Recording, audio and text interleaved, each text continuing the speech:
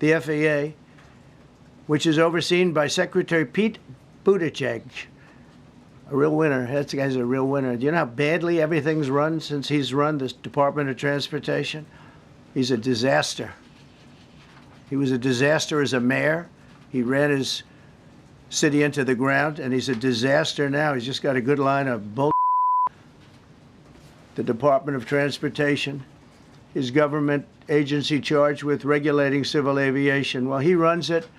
45,000 people, and he's run it right into the ground with his diversity. On the president's use of language in this room yesterday, sure. And without seeking to cast myself as some kind of moral exemplar because it's rather late in the day to try, nonetheless, this was an event yesterday that began with a moment of silence for the victims of the air crash and the president's own invocation of, quote, a loving God. And then he uncorked that expletive to insult a former cabinet officer. It was the same expletive that I saw him use in the East Room in 2020 when he famously held up the Trump acquitted headline.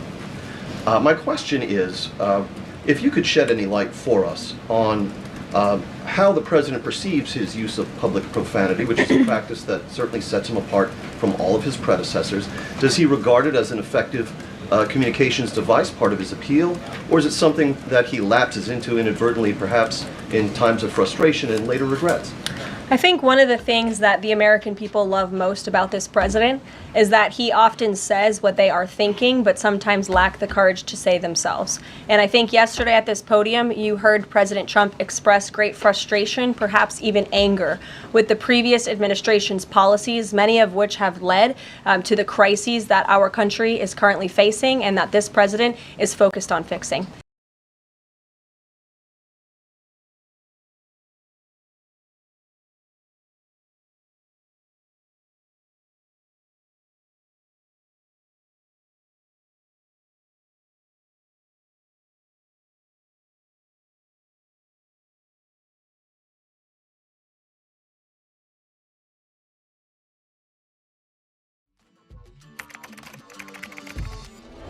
What the changes in India's population and the differential growth rates. This city has emerged.